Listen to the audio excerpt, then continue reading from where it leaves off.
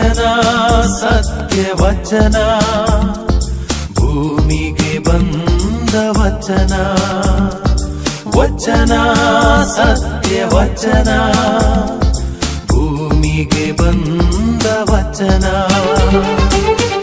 ಆದಿಯಲ್ಲಿ ಇದ್ದ ವಚನ, ನಮ್ಮ ನೋಡ ಬಂದ ವಚನ. ವಚನ ಸತ್ಯ ವಚನ, ಭೂಮಿಗೆ ಬಂದ ವಚನ.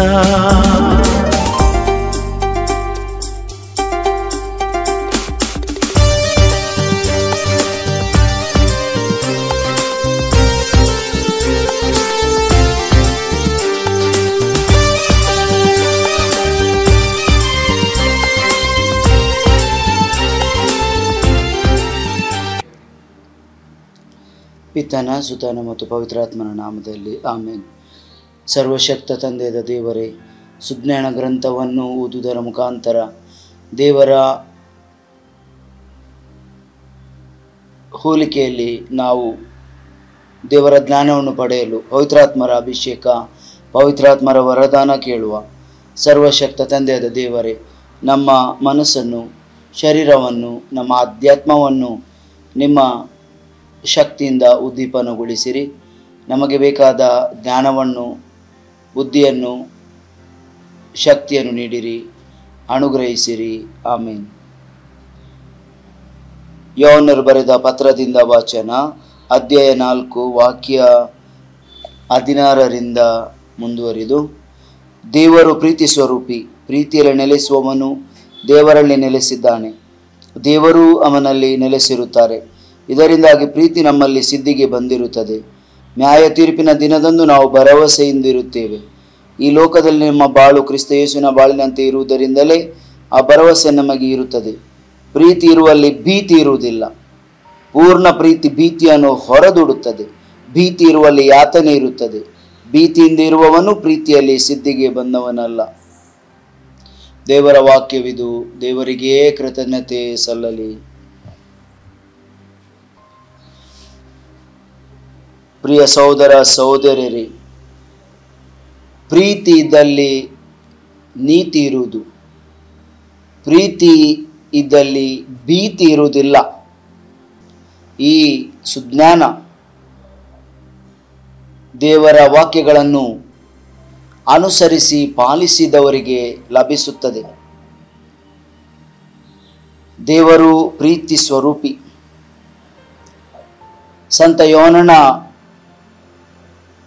ಗ್ರಂಥದಲ್ಲಿ ಅಧ್ಯಾಯ 1 ಮೊದಲನೆಯ ಪತ್ರದಲ್ಲಿ ಅಧ್ಯಾಯ 4 16ರಿಂದ 18ನೇ ವಾಕ್ಯದಲ್ಲಿ ದೇವರು ಪ್ರೀತಿ ಸ್ವರೂಪಿ ಎಂಬುದಾಗಿ ವ್ಯಾಖ್ಯಾನ ಮಾಡಲಾಗಿದೆ. ಯೋಹನ್ನನು ದೇವರ ಅಸ್ತಿತ್ವದ ಬಗ್ಗೆ ಜ್ಞಾನ ಮಾಡುವಾಗ, ಧ್ಯಾನಿಸುವಾಗ ದೇವರ ಪರಿಚಯವನ್ನು ಈ ವಾಕ್ಯಗಳ ಮುಖಾಂತರ ನೀಡುತ್ತಾರೆ. ದೇವರು ಪಿತಾ ಸುತ ಪವಿತ್ರಾತ್ಮ ದೇವರು. ಮನುಷ್ಯರನ್ನು ಮಾತ್ರ ತನ್ನ ಸ್ವರೂಪ ಹೋಲಿಕೆಯಲ್ಲಿ ಸೃಷ್ಟಿಸಿದವರು. ನಮ್ಮ ದೇವರು ಕುಟುಂಬ ದೇವರು. ನಮ್ಮ ದೇವರಲ್ಲಿ ಏಕಾಂಗಿತನ ಇಲ್ಲ. ಅವರು ಒಂದು ಕುಟುಂಬ ಸಮುದಾಯದ ದೇವರು. ಅವರಲ್ಲಿ ಅನ್ಯೋನ್ಯತೆ ಇದೆ, ಅವರಲ್ಲಿ ಸಂಬಂಧ ಇದೆ. ಪಿತ ದೇವರು ಸೃಷ್ಟಿಕರ್ತ ದೇವರು, ಸುತ ದೇವರು ವಿಮೋಚಕ ದೇವರು. ಪವಿತ್ರಾತ್ಮರು ನಮ್ಮನ್ನು ಪವಿತ್ರೀಕರಿಸುವ, ಅಭಿಷೇಕಿಸುವ, ಶುದ್ಧೀಕರಿಸುವ ಶಕ್ತಿ ಉದ್ದೀಪನಗೊಳಿಸುವ ದೇವರು. ಈ ಪ್ರೀತಿ ಸ್ವರೂಪಿ ದೇವರು ಪ್ರಿಯರೇ ನಮ್ಮನ್ನು ಮಾತ್ರ, ಮನುಷ್ಯರನ್ನು ಮಾತ್ರ ತನ್ನ ಹೋಲಿಕೆ ಹಾಗೂ ಸ್ವರೂಪದಲ್ಲಿ ಸೃಷ್ಟಿಸಿದ್ದಾರೆ. ಈ ಭೂಮಿಯಲ್ಲಿರುವ ಅಗಾಧ ಜೀವ ಜಂತುಗಳಲ್ಲಿ, ಜೀವಿಗಳಲ್ಲಿ, ಪ್ರಾಣಿಗಳಲ್ಲಿ, ಪಕ್ಷಿಗಳಲ್ಲಿ, ಕ್ರಿಮಿಗಳಲ್ಲಿ,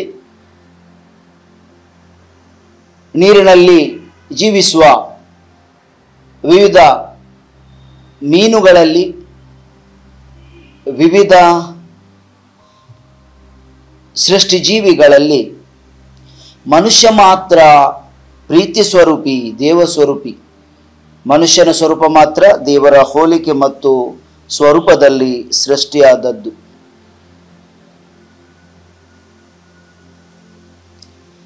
ಇಂತಹ ಸೃಷ್ಟಿಕರ್ತ ದೇವರು ಒಬ್ಬರಾಗಿ ತನ್ನ ಪ್ರೀತಿಯನ್ನು ಅನುಭವಿಸಿ ಆ ಪ್ರೀತಿಯನ್ನು ಜಿಪುಣತೆಯಲ್ಲಿ ಇಟ್ಟುಕೊಳ್ಳುವುದಿಲ್ಲ. ಆ ಪ್ರೀತಿಯನ್ನು ಹಂಚಲು ಹಾತೊರೆಯುತ್ತಾರೆ. ಆ ಪ್ರೀತಿಯನ್ನು ಪುತ್ರರಲ್ಲಿ ಧಾರೆ ಎರೆಯುತ್ತಾರೆ.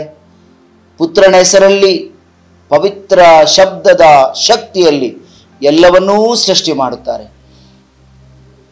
ಪವಿತ್ರಾತ್ಮರ ಮುಖಾಂತರ ಮನುಷ್ಯರನ್ನು, ತನ್ನ ಹೋಲಿಕೆ ಸ್ವರೂಪದಲ್ಲಿ ಸೃಷ್ಟಿಯಾದ ಮನುಷ್ಯನನ್ನು ತನ್ನೆಡೆಗಿರಲು, ತನ್ನಲ್ಲಿರಲು ವಿಮೋಚಕರಾಗಿ ತನ್ನ ಪುತ್ರನನ್ನು ಕಳುಹಿಸಿ ಜನರನ್ನು ಪವಿತ್ರೀಕರಿಸಿ ಮನುಷ್ಯರನ್ನು ಶುದ್ಧೀಕರಿಸಿ ಪಾಪದಿಂದ ವಿಮೋಚನೆಗೊಳಿಸಿ ತನ್ನಲ್ಲಿಗೆ ಬರಮಾಡುತ್ತಾರೆ. ನಮ್ಮ ಸೃಷ್ಟಿಕರ್ತ ದೇವರು ಕುಟುಂಬ ಸ್ವರೂಪಿ, ಪ್ರೀತಿ ಸ್ವರೂಪಿ ದೇವರು. ಆದ್ದರಿಂದ ಸಂತ ಯೋಹನ್ನ ತನ್ನ ಪತ್ರದಲ್ಲಿ ಎಲ್ಲಿ ಪ್ರೀತಿ ಉಂಟು ಅಲ್ಲಿ ಭೀತಿ ಇಲ್ಲ ಎಂಬುದಾಗಿ ನಮಗೆ ತಿಳಿಸುತ್ತಾರೆ. ದೇವರ ಭಯವೇ ಜ್ಞಾನದ ಆರಂಭ. ಆದರೆ ಅದೊಂದು ಭೀತಿಯಿಂದ ಆರಂಭವಾಗುವುದಲ್ಲ, ಬದಲು ಗೌರವಪೂರ್ವಕವಾದ ಪ್ರೀತಿಯ ಸೂಚ್ಯಾಂಕದ ಮುಖಾಂತರ. ಯಾವಾಗ ನಮಗೆ ನಮ್ಮ ಸೃಷ್ಟಿಕರ್ತ, ವಿಮೋಚಕ, ಪವಿತ್ರೀಕರಿಸುವ ದೇವರಲ್ಲಿ ಸರಳವಾದ, ಸಾಮಾನ್ಯವಾದ, ಸ್ವಾಭಾವಿಕವಾದ ಪ್ರೀತಿ ಉಕ್ಕಿ ಬರುತ್ತದೋ ಆವಾಗ ನಮ್ಮ ಜೀವನ ಮನುಷ್ಯ ಸ್ವರೂಪ ದೇವರ ಸ್ವರೂಪವಾಗಿ ಬದಲಾವಣೆಯಾಗುತ್ತದೆ. ದೇವರ ಪ್ರೀತಿ ಪ್ರಕಟವಾಗುವುದು ಸೃಷ್ಟಿ ರಚನೆಯ ಮೂಲಕ ಎಂಬುದಾಗಿ ನಾವು ತಿಳಿದೆವು. ದೇವರ ಪ್ರೀತಿ ಪ್ರಿಯರೇ ಪ್ರಕಟ ಆಗುವುದು ವಿಮೋಚನೆಯಲ್ಲಿ. ಸೃಷ್ಟಿಕರ್ತ ದೇವರ ಸ್ವರೂಪ ಹೋಲಿಕೆಯಲ್ಲಿ ಜೀವಿಸುವ ಮನುಷ್ಯ ದೇವರ ಸ್ವಾತಂತ್ರ್ಯವನ್ನು ಅಮೋಘವಾಗಿ ಅನುಭವಿಸುತ್ತಾನೆ. ಈ ಸ್ವಾತಂತ್ರ್ಯದ ಮಜಾ, ಸಂತೋಷ, ಸ್ವಾರಸ್ಯ ಎಲ್ಲವನ್ನು ಅನುಭವಿಸಿದ ಮನುಷ್ಯ ತನ್ನ ಸ್ವಾತಂತ್ರ್ಯವನ್ನು ಸ್ವೇಚ್ಛಾರವಾಗಿ ಜೀವಿಸುವಾಗ, ಉಪಯೋಗಿಸುವಾಗ ಪಾಪ ಮಾಡುತ್ತಾನೆ. ಪಾಪದಿಂದ ಸೃಷ್ಟಿಕರ್ತ ದೇವರನ್ನೇ ಮರೆತು ದೇವರಿಂದ ದೂರ ನಡೆದಾಗ ಆ ದೇವರು ಈ ಮನುಷ್ಯನನ್ನು ಪ್ರೀತಿ ಸ್ವರೂಪಿ ದೇವರು ತನ್ನ ಸ್ವರೂಪ ಹೋಲಿಕೆಯಲ್ಲಿ ಸೃಷ್ಟಿಸಿದ ಮನುಷ್ಯನನ್ನು ಹುಡುಕಿಕೊಂಡು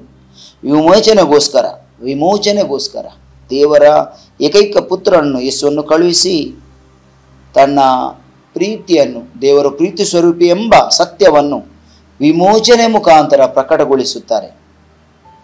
ಪಾಪದ, ಮರಣದ ಜೀವನದ ನಂತರ ನರಕದಲ್ಲಿ ನರಳಾಟ ಇಲ್ಲದೆ ಮನುಷ್ಯ ಜೀವಿಸಲು, ಜೀವನದ ನಂತರ ಅಮರ ಜೀವನ ಮನುಷ್ಯನಿಗಿರಲು ಪ್ರಭು ಯೇಸು ಪ್ರೀತಿ ಸ್ವರೂಪಿ ದೇವರು ತನ್ನ ಪುತ್ರ ಈ ಪ್ರಭು ಯೇಸುವಿನ ಮುಖಾಂತರ ವಿಮೋಚನೆಯನ್ನು ನೀಡುತ್ತಾರೆ. ಈ ವಿಮೋಚನೆ ದೇವರ ಪ್ರೀತಿಯ ಸ್ವರೂಪ ಮತ್ತು ಪ್ರೀತಿಯ ಸಂಬಂಧದ ಒಂದು ಪ್ರಕಟಣೆ. ಪ್ರಿಯರೇ, ದೇವರ ಪ್ರೀತಿ ಪ್ರಕಟ ಆದದ್ದು ಹೊಸ ಒಡಂಬಡಿಕೆಯಲ್ಲಿ. ಆಮೋಸ್, ಹೋಸೇಯ ಪ್ರವಾದಿ ಮನುಷ್ಯ ಪಾಪಗಳನ್ನು ಬಹಿಷ್ಕರಿಸುತ್ತಾರೆ, ಖಂಡನೆ ಮಾಡುತ್ತಾರೆ, ಧಿಕ್ಕರಿಸುತ್ತಾರೆ. ನನಗೆ ನಿಮ್ಮ ಬಲಿದಾನಗಳು, ಹಬ್ಬ ಹರಿದಿನಗಳು ನಮಗೆ ಬೇಡ. ದೇವರು ಅದನ್ನು ಮೆಚ್ಚುವುದಿಲ್ಲ.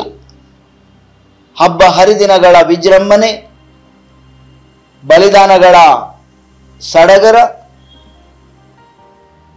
ಇದೆಲ್ಲವೂ ದೇವರಿಗೆ ಅಸಹ್ಯವಾದದ್ದು. ಅದರ ಬದಲು ಸತ್ಯ, ನೀತಿ, ಪ್ರೀತಿಯಲ್ಲಿ ಜೀವಿಸಿರಿ ಎಂಬುದಾಗಿ ಮೋಶೆ, ಆಮೋಸ್, ಹೋಸೇಯ ಪ್ರವಾದಿ ಪಾಪದಿಂದ ದೂರವಿರಲು ತನ್ನ ಜೀವನದಿಂದ ಸಂದೇಶವನ್ನು ನೀಡುತ್ತಾರೆ. ಹೊಸ ಒಡಂಬಡಿಕೆಯಲ್ಲಿ ಪ್ರಭು ಯೇಸು ಆ ಪಾಪ ಸಹಿತ ಮಾನವನನ್ನು ಪಾಪದಿಂದ ನಾಶವಾಗಿ ಹೋಗುವ ಮನುಷ್ಯರನ್ನು ಸೃಷ್ಟಿಕರ್ತ ದೇವರು ತನ್ನ ಏಕೈಕ ಪುತ್ರ ಯೇಸುವಿನ ಮುಖಾಂತರ ಹೊಸ ಒಡಂಬಡಿಕೆಯಲ್ಲಿ, ಹೊಸ ಒಪ್ಪಂದದಲ್ಲಿ ತನ್ನ ಕಡೆಗೆ ಸೆಳೆಯುತ್ತಾರೆ. ದೇವರ ಪ್ರೀತಿಯ ಪ್ರಕಟಣೆ ಹೊಸ ಒಡಂಬಡಿಕೆಯಲ್ಲಿ ಅಂತ ನಾನು ಹೇಳಿದೆ. ಪ್ರಭು ಯೇಸು ಕ್ರಿಸ್ತರು ತನ್ನ ಶರೀರ ರಕ್ತದಲ್ಲಿ ಈ ಒಡಂಬಡಿಕೆಯನ್ನು, ಒಪ್ಪಂದವನ್ನು ನಮ್ಮ ಜೊತೆಯಲ್ಲಿ ನಮ್ಮೊಟ್ಟಿಗೆ ಬರೆಯುತ್ತಾರೆ. ಹಳೆ ಒಡಂಬಡಿಕೆಯಲ್ಲಿ ಶ್ರೇಷ್ಠ ಯಾಜಕ ಪ್ರತಿ ವರ್ಷ ಪವಿತ್ರ ಗರ್ಭಗುಡಿಗೆ ಪ್ರವೇಶ ಆಗಿ ಬಲಿದಾನವನ್ನು ಸಮರ್ಪಿಸಿದರೂ ಅವನು ಪಾಪ ಮಾಡುವ ಮನುಷ್ಯ. ಆದರೆ ಪ್ರಭು ಯೇಸು ಕ್ರಿಸ್ತರ ಬಲಿದಾನ ಎಲ್ಲ ಪಾಪವನ್ನು ವಿಮೋಚನೆಗೊಳಿಸುವ ಶ್ರೇಷ್ಠ ಬಲಿದಾನ. ಆ ಶ್ರೇಷ್ಠ ಯಾಜಕರ ರಕ್ತದ, ಪ್ರಭು ಯೇಸು ಕ್ರಿಸ್ತರ ರಕ್ತದ ಬಲಿದಾನ ಆ ಶ್ರೇಷ್ಠ ಬಲಿದಾನವಾಗಿ ಉಳಿಯುತ್ತದೆ. ಈ ಹೊಸ ಒಡಂಬಡಿಕೆ ಹಳೆ ಒಡಂಬಡಿಕೆಯಾಗಿ ಕೆಲವು ಸಮಯಕ್ಕೆ ಸೀಮಿತ ಅಲ್ಲ, ತಾತ್ಕಾಲಿಕ ಅಲ್ಲ, ಅದು ಶಾಶ್ವತ ಒಡಂಬಡಿಕೆ. ಒಂದೇ ಒಂದು ತ್ಯಾಗ ಬಲಿದಾನ, ಪ್ರಭು ಯೇಸುವಿನ ತ್ಯಾಗ ಬಲಿದಾನ, ಕಷ್ಟ, ಮರಣ, ಯಾತನೆ, ಪುನರುತ್ಥಾನ. ಈ ಪವಿತ್ರ ಜೀವನದ ಘಟ್ಟಗಳಿಂದ ಪ್ರಭು ಯೇಸು ನಮಗೆ ಹೊಸ ಒಡಂಬಡಿಕೆಯನ್ನು ಕೊಡುತ್ತಾರೆ. ನಾನೇ ನಿಮ್ಮ ದೇವರು, ನೀವೇ ನಮ್ಮ ಜನಾಂಗ. ನಿಮ್ಮ ಕಲ್ಲಾದ ಹೃದಯವನ್ನು ತೊರೆದು, ಕಲ್ಲಾದ ಹೃದಯವನ್ನು ಕಿತ್ತೊಗೆದು, ಮಾಂಸದ ರಕ್ತದ ಹೃದಯವನ್ನು ನಿಮಗೆ ನೀಡುವೆನು ಎಂಬುದಾಗಿ ಪ್ರಭು ಯೇಸು ಪ್ರಕಟಿಸುತ್ತಾರೆ. ಹೀಗೆ ಹೊಸ ಒಡಂಬಡಿಕೆಯನ್ನು ದೇವರೇ ನಮ್ಮೊಟ್ಟಿಗೆ ಬಂದು, ದೇವರೇ ನಮ್ಮೊಟ್ಟಿಗೆ ಜೀವಿಸುವ, ನಮ್ಮೊಳಗಿರುವ ಶಕ್ತಿಭರಿತ ಸಾನ್ನಿಧ್ಯವನ್ನು ಸೃಷ್ಟಿ ಮಾಡುತ್ತಾರೆ, ಹೊಸ ಒಡಂಬಡಿಕೆಯನ್ನು ನೀಡುತ್ತಾರೆ.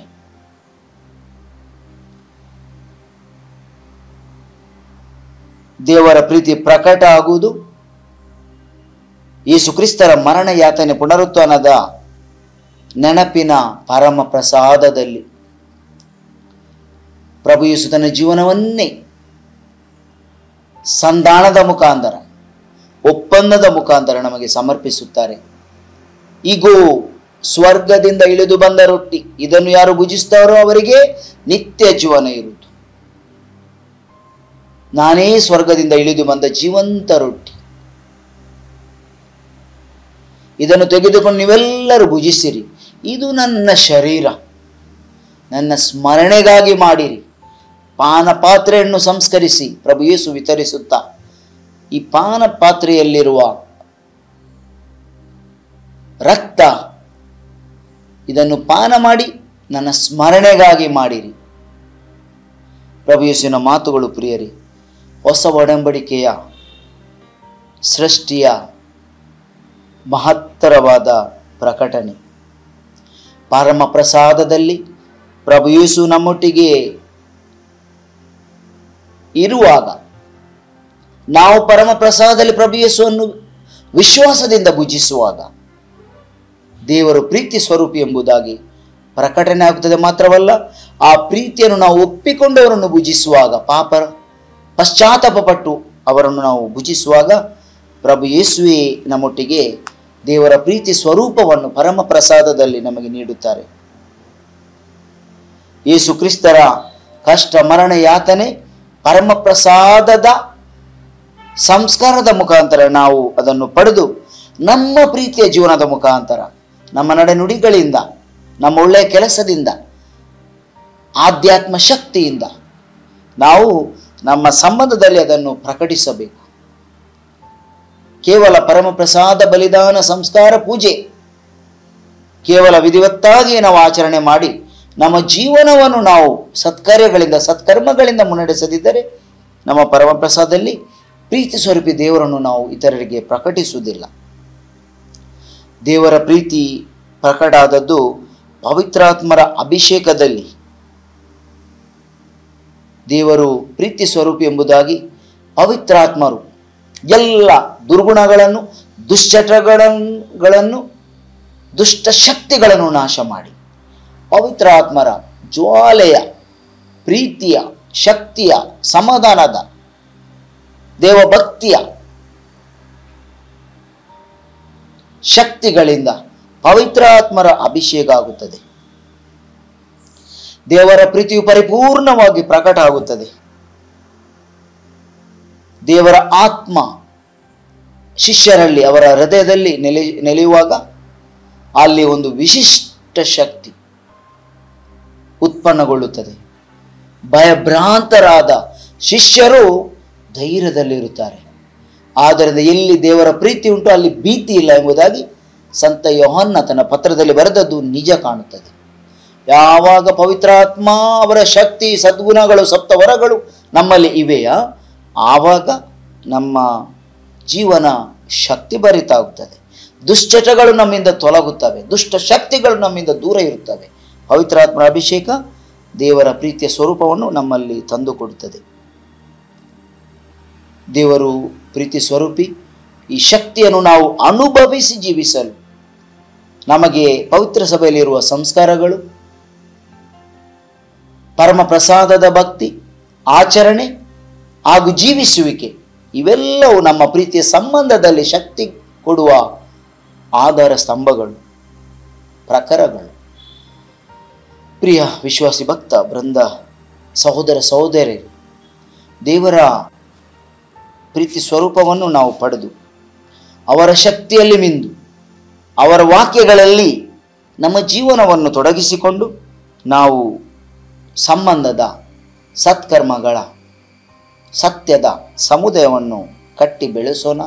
ಈ ಸಮುದಾಯದಲ್ಲಿ ನಮ್ಮ ಜೀವನವನ್ನು ನಾವು ಮುನ್ನಡೆಸೋಣ. ದೇವರ ಆಶೀರ್ವಾದ ನಮ್ಮಲ್ಲಿರಲು ಸದಾಕಾಲ ಬೇಡೋಣ. ನಮ್ಮ ವಿಶ್ವಾಸ ಪಿತಾ ಸುತ ಪವಿತ್ರಾತ್ಮ ದೇವರಲ್ಲಿಟ್ಟು ನಮ್ಮ ಜೀವನವನ್ನು ಮುಂದುವರಿಸಲು ಶಕ್ತಿ ಬೇಡೋಣ. ಆಮೇಲೆ